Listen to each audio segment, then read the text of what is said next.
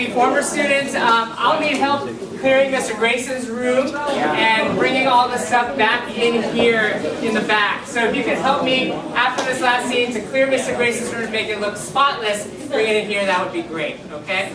I have been teaching here for about 19 years, and every year I've been a Hamlet, and people ask me, you know, do you get sick of it?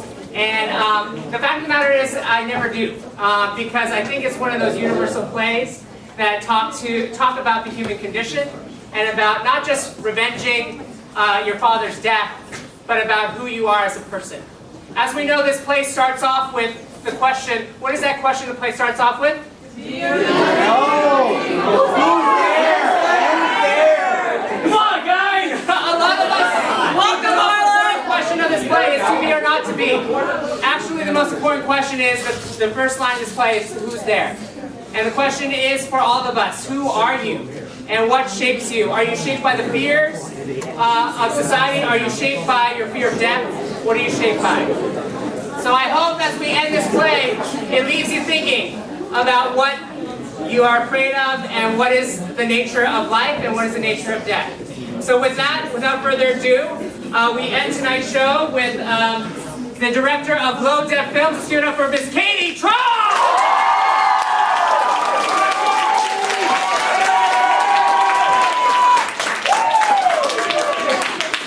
Thank you all, students, parents, and teachers for joining us on this final occasion. My team, Kristina, Grace, Mason, and Alex, and Kiersey, we've all worked really hard to make this one to remember. We're going to kick it a bit old school and bring you back to the 50s and the 80s. We have greasers and diners theme, and so here at Hamlet, he's finally taking action, and he's about to take redemption. And I hope you all enjoy.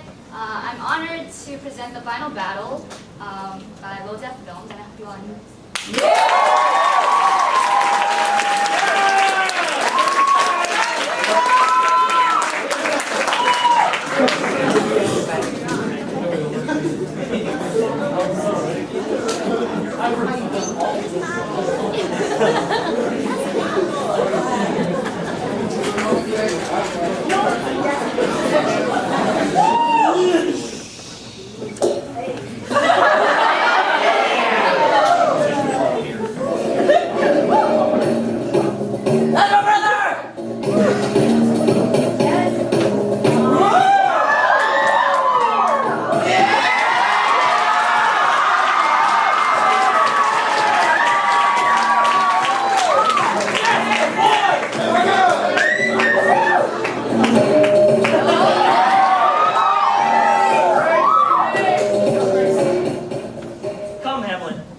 Take this hand.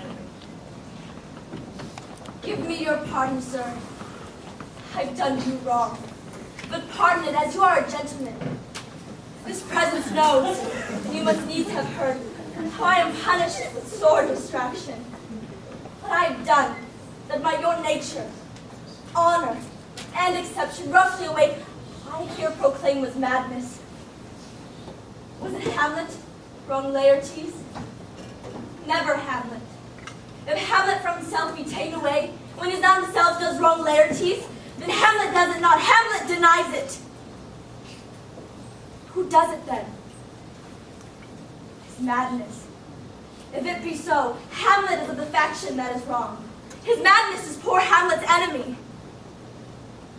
Sir, in this audience, let my disclaiming from a purposed evil free me so far from your most generous thoughts, that I had shot mine arrow over the house and hurt my brother. I am satisfied in nature, whose motives in this case should stir me most to my revenge, but in terms of honor, I stand aloof and will no reconcilement. Till by some elder masters of known honor, I have voice and precedent of peace to keep my name ungored. But till that time, I do receive your offered love. Like love, I will not promise. I embrace it freely, and with his brother's wager frankly play. Give us the foils. Come on. Come, one for me. I'll be your foil, Laertes. In mine ignorance your skill shall, like a star in the darkest night, stick fiery off of me. You mock me, sir. No, by this hand. Give them the foils, Horatio. Cousin Hamlet. Yeah. You know the wager? Very well, my lord. Your grace has laid the odds on the weaker side. I do not fear it. I've seen you both. But since he is better, we have therefore up.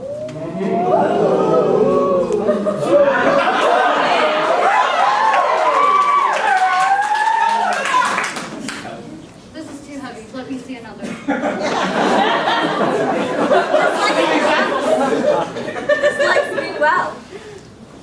These foils have all alike. Aye, my good lord. Send me the stoops of wine upon that too. If Hamlet give the first or second hit, or quit in answer of the third exchange, let all the battlements their ordnance fire. The king shall drink, Hamlet's better friend. And in the cup a union shall he throw, richer than that which 4 successive kings in Denmark's crown have worn.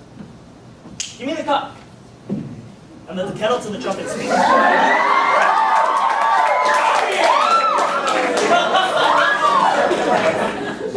The trumpets to the cannoneers without, the cannons to the heavens stirred. Now the king drinks to Hamlet. Come, begin, and you the judges, very wary eye.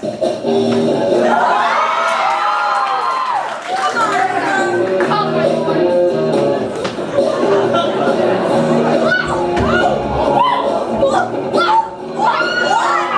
No, judgment. My head, a very palpable head.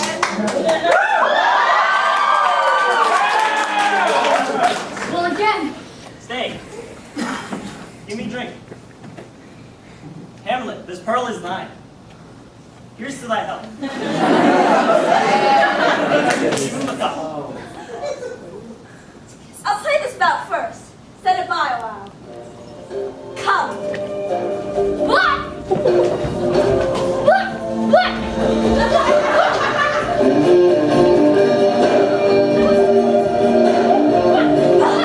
Another hit. What say you? What did you confess?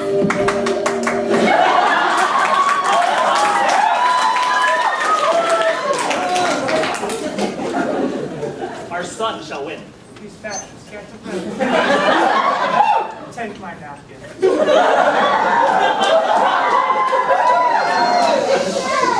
Good madam. Gertrude! Do not drink. I will, my lord.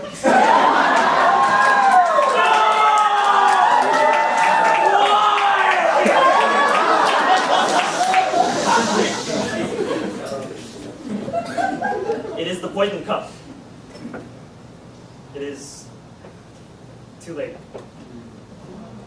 I dare not drink yet, madam. By and by. Come, let me wipe thy face.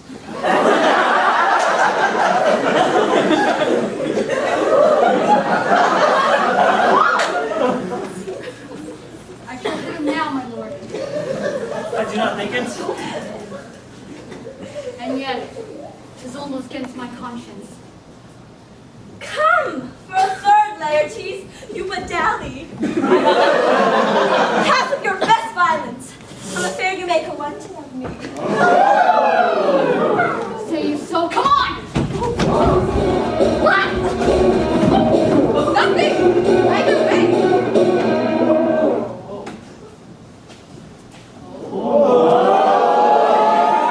Yes, love you, Hamlet.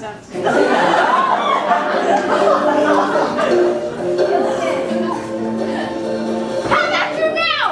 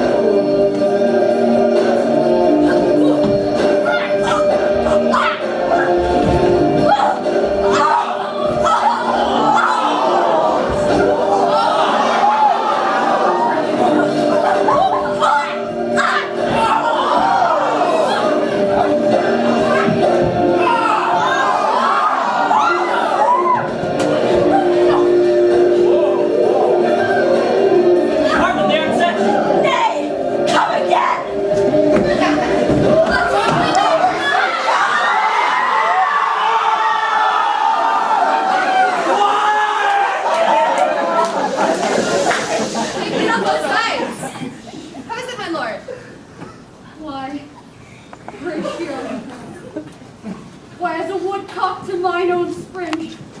I am justly killed in mine own treachery. How does the queen? She swoons to see them bleed. No. Drink. Drink.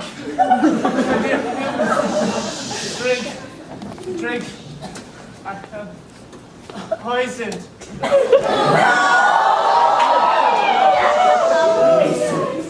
Oh, villainy!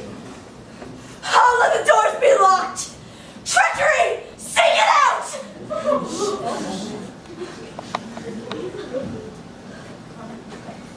It is here, Hamlet. Hamlet, thou art slain. No medicine in the world can do thee good. In thee good. In thee, there is not half an hour of life. The treacherous instrument is in thy hands, unbaited and envenomed. The foul practice has turned itself on me low. Here I lie, never to rise again. Thy mother's poison. I can no more. The king is to blame! Point. Venom too. Then venom to thy work! Oh, yet defend me, friends. I am but hurt. Here. Thou incestuous, murderous, damn day, drink up this poison! Yeah! Is thy unit here? Follow my mother!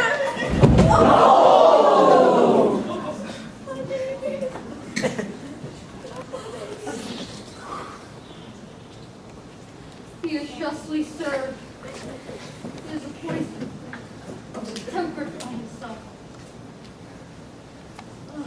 Please forgive me, noble Hamlet. Mine and my father's death come not upon thee, nor thine on me. Heaven make thee free of it. Follow thee. Oh. I am dead, Horatio. Wretched queen, adieu. You shall look pale and tremble at this chance. There are but mutes or audiences to this act. Had I but time, this foul sergeant, death, is strict in his arrest. Oh, I could tell you. But let it be. Horatio, I am dead. Thou livest. Report me and my cost to the unsatisfied. Never believe it! I am more an antique Roman than a Dane. Here's yet some liquor left. As thou art a man, give me the cup. Let go, by heaven, I'll have it.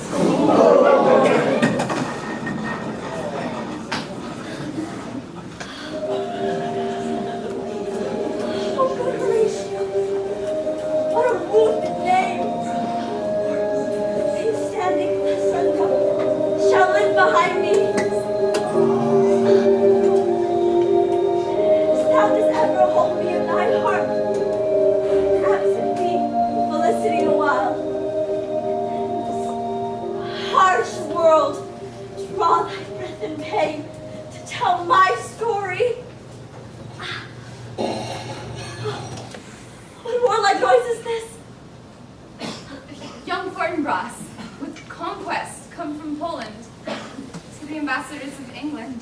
Give this warlike volley. Oh, I die, Horatio.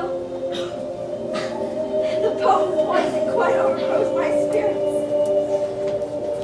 I cannot live to hear the news from England.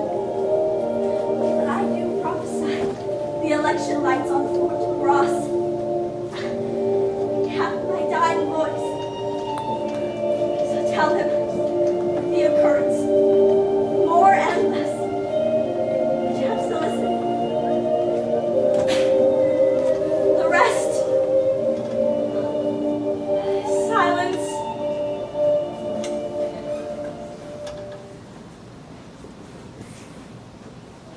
now cracks a noble heart. Good night. Sweet prince, and flights of angels sing me to thy rest. Why did the drums come hither?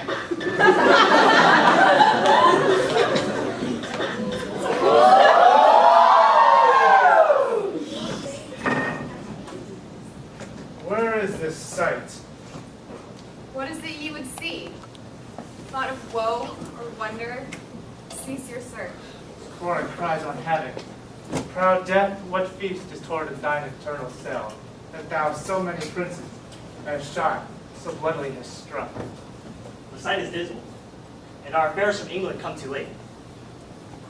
The ears are senses that should give us hearing, to tell him that his commandment is fulfilled, that Rosencrantz and Guildenstern are dead.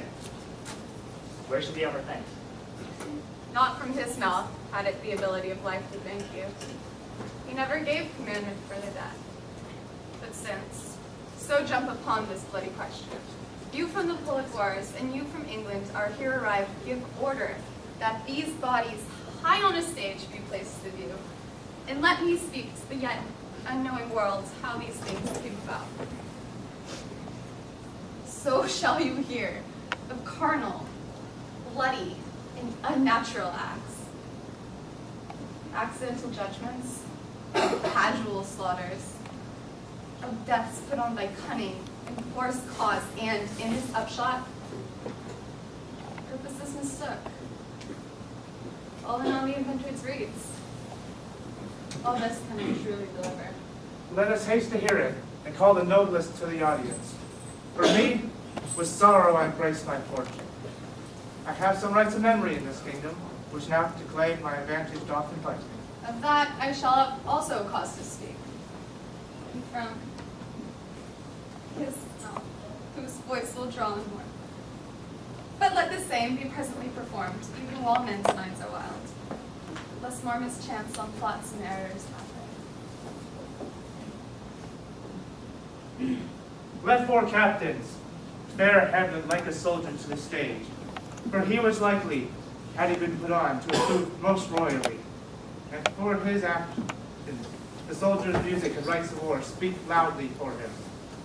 Take up the bodies, such a sight as this becomes the field, but here shows much amiss. Go, bid the soldiers shoot.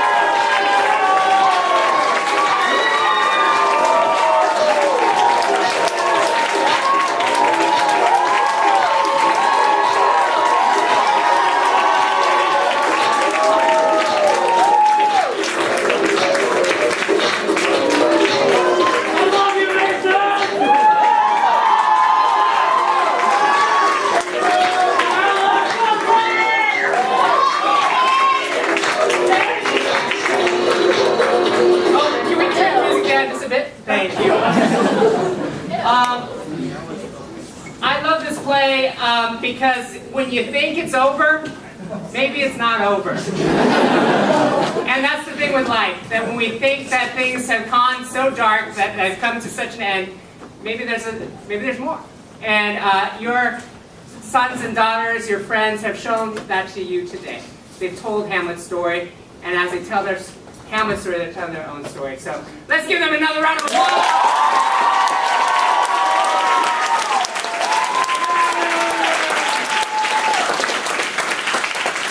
Thank you guys for coming tonight. We hope you have a great weekend. Students, if you can help me clear out Mr. Grace's room and bring all the stuff back here.